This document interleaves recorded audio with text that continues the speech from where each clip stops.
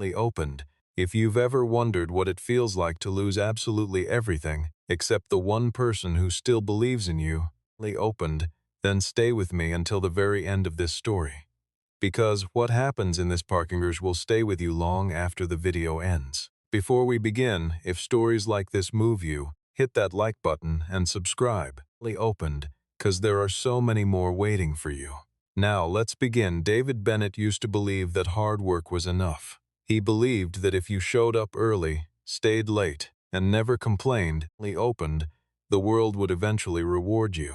For 12 years he built furniture with his hands at Hendricks & Sons, a family-owned workshop that made custom cabinetry for luxury homes across the city. Opened, he was good at it, maybe the best they had. His joints ached every night, sawdust lived permanently under his fingernails, and his back had long since given up on ever feeling normal again. But none of that mattered. Opened, because every evening he came home to his daughter Lily, and she made all of it worth it. Lily was 6 years old, with a gap-toothed smile and an imagination big enough to fill an entire universe. Opened, she believed her father could fix anything: broken chairs, broken bicycles, hearts. She didn't know, not really, that 6 months ago her mother had walked out of their lives without so much as a goodbye note. Opened, leaving David to raise her alone on a carpenter's wage in a city where rent climbed faster than his paycheck ever could. David never told Lily the truth about why they moved out of their apartment. Opened, he told her they were camping in the city, that sleeping in the car was a special kind of adventure that not every kid got to have. Opened, he kept his voice light and his hands steady even when his chest felt like it was collapsing in on itself. He kept a box of granola bars under the passenger seat, a stack of folded blankets in the trunk. Opened, and a single framed photo of Lily's mother that he never had the heart to throw away, tucked beneath the sun visor where Lily wouldn't see it. The workshop had closed 3 months earlier. Opened, Hendricks & Sons couldn't survive the rising cost of lumber and the shrinking demand for custom furniture. And just like that, 12 years of loyalty amounted to a final paycheck and a handshake. Opened, David applied everywhere. Hardware stores, warehouses, delivery services, but nothing stuck long enough to cover both rent and daycare. Eventually the eviction notice came, taped to a door that no longer belonged to him. Opened, and David packed what little they had into the trunk of his aging Silvers 2 months ago. Since then, David and Lily had been living out of that car, moving between free parking garages, rest stops. Opened, and the occasional overnight lot behind a 24-hour diner where the owner, a kind older woman named Rosa, let them use the bathroom and sometimes slipped them a warm meal without ever mentioning a price. Opened, David showered at the community center 3 days a week when he could afford the $5 guest fee, and he washed Lily's clothes in gas station sinks when he couldn't. He told himself it was temporary. Opened, he told himself things would turn around. He just needed one break. That night, David had parked in the underground garage beneath the Whitfield Tower. Opened, one of the few structures downtown that never seemed to check for overnight vehicles too closely.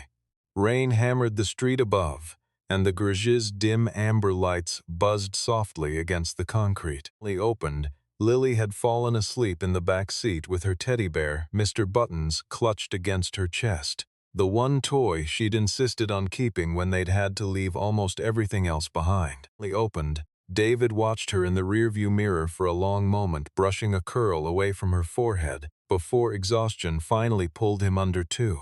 He didn't hear the black SUV pull in. Opened, he didn't hear the click of expensive heels on concrete. He didn't know that just a few dozen feet away, Elena Whitfield, CEO of Whitfield Global Enterprises, opened, a woman whose net worth exceeded 9 figures, and whose name appeared in business magazines more often than her own family saw her in person, was stepping out of her car after another 16-hour day. Opened, exhausted in a very different way than David was. She knew what it meant to grow up with an empty refrigerator that gave her empty refrigerator and a mother who worked 3 jobs just to keep the lights on. Opened, she'd promised herself decades ago that she would never forget where she came from. But somewhere between board meetings and shareholder calls and 80-hour work week, that promise had quietly gathered dust. Opened, the way promises often do, When survival turns into ambition, turns into something that no longer has room for looking around, she noticed the sedan almost by accident. An old car parked crookedly in the far corner, opened, windows fogged from the inside, a faint light glowing from a prop against the dashboard. Something about it made her pause. She told her driver to go ahead without her and walked closer. Opened, her heels echoing against the concrete in a garage that suddenly far too quiet. Through the fogged glass, she saw him first. A man slumped against the driver's seat, tight even in sleep, jaw opened, as though his body couldn't fully let go of whatever weight he carried. And then she saw the mole shape curled in the back seat, a child with dark curly puffs of hair, a worn teddy bear tucked beneath her chin, opened, breathing slow and steady in the particular, trusting way that only children who feel safe can breathe. Elena's breath caught in her throat.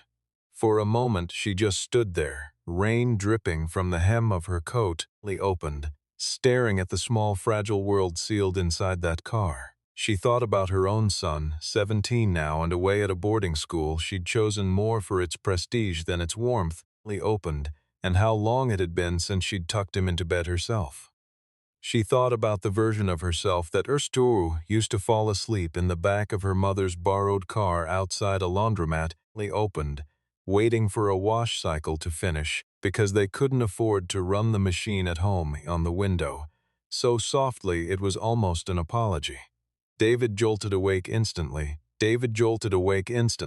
Opened, every muscle in his body snapping to attention the way it always did now, some primal instinct honed by 2 months of sleeping with one eye open. He saw Lily first, still asleep, still safe, and only then turned toward the tapping sound. Opened, his heart hammering, his mind already constructing excuses for why they were parked here, bracing for a security guard or a police officer or worse. Instead, opened, he found a woman in an expensive navy blaze window, both hands raised, palms open, the universal language of "I mean you no harm.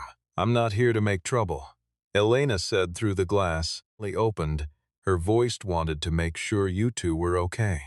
David cracked the window an inch, just enough to speak, his other arm instinctively curling protectively toward the back seat.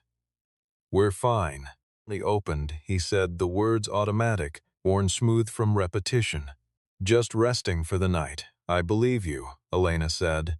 And then after a pause that seemed to cost her something, she added, "I own this building." Opened, David's stomach dropped. Of course she did. Of course this was the night someone finally caught them with a full phone call. It would be someone who, fumbling for his keys. He started apologizing, fumbling for his keys. Opened, ready to drive off into the rain, rather in up to flashing lights and strangers' voices. "Please wait," Elena said quickly, and something in her tone made him stop. "I'm not asking you to leave." Opened, "I just." She glanced past him peacefully, oblivious to the entire exchange. "How long have you two been staying in your car?" David hesitated. Pride was a strange, opened, stubborn thing. It survived even when everything else had been stripped away. But something about the way this woman was looking at him, not with pity but with something closer to recognition, opened, made the truth slip out. Elena nodded slowly, absorbed. Is there somewhere you can go tonight? A shelter, family, anything?" "We're okay," David said again. Opened, though his voice cracked slightly on the second word. "You're not okay," Elena said, not unkindly. "But you will be. Just give me 5 minutes, please." Opened. What happened over the next hour would replay in David's mind for years afterward like a scene from someone else's life. Elena made a phone call, her voice low and businesslike. Opened, and with minutes a company car arrived to take David and Lily, still fast asleep, barely stirring as her father carried her, wrapped in a blanket, into the warm back seat, to a hotel 3 blocks away. Opened, Elena paid for a week up front, though she called it a company relocation stipend, so David wouldn't feel like he was accepting charity. Opened, a small kindness that told him she understood exactly how fragile his pride was and exactly how carefully it needed to be handled. The next morning, Elena showed up at the hotel herself, without an assistant. Opened, without a driver waiting outside, Just her, in jeans and almost unrecognizable from the polished executive David had met in the parking garage. She brought breakfast, pancakes. Lily opened, because David had mentioned Lily loved pancakes, a detail he had filed away without even realizing she was doing it. Over the next several days, David learned that Elena wasn't simply handing out charity to ease her own conscience. Lily opened, she asked real questions. She wanted to know about his carpentry work, and when he mentioned almost as an afterthought that he used to design custom furniture pieces before the shop closed, Lily opened, her eyes lit up with something that looked a great deal like opportunity. Whitfield Global just acquired a struggling furniture manufacturer upstate. She told him over coffee on the third day. Lily opened. We've been looking for someone to help redesign their product line. Someone who actually understands craftsmanship. I think that someone might be you. David nearly refused out of sheer disbelief. Lily opened. It felt too easy, too sudden, and he'd learned the hard way not to trust things that seemed too good to be true. But Elena wasn't offering him a handout. She was offering him a job. She was only opened, one that came with real responsibilities, a real salary, and the kind of respect he hadn't felt in months. She made it clear that if his work wasn't good enough, she'd let him know. Lily opened, because pretending otherwise would be its own kind of disrespect. That honesty, more than anything to say yes, was what finally convinced him to say yes. The following weeks were a blur of small, hard-won victories. Lily opened. David threw himself into the job, sketching designs late into the night in the small apartment Elena's company helped him secure. Modest but real, Lily opened, with a real bed for Lily and a real kitchen where David could finally cook her something other than gas station sandwiches. Lily started at a new school nearby. Lily opened, and within days she'd made 3 friends and drawn a picture of the pancake lady that she insisted on giving to Elena in person. Elena visited more often than her schedule technically allowed. Lily opened. She told herself it was to check on David's progress with the furniture line. But everyone around her, her assistant, her driver, eventually even her own son during a rare weekend visit, could see it was about something more. Lily opened, watching David rebuild his life, piece by piece. The way he once built cabinets reminded her of a version of herself elegant. She'd nearly forgotten, the girl who used to believe that success meant helping the people around you rise too. Lily opened, not just rising alone. 6 months after that rainy night in the parking garage, the furniture line David designed launched to genuine acclaim. Simple. Lily opened, honest pieces built with the same care he'd once poured into custom cabinetry for people who never knew his name. Whitfield Global's board took notice. So did the press. Lily opened, running a small feature on the carpenter who redesigned a dying furniture brand, though David always insisted the real story was never about him.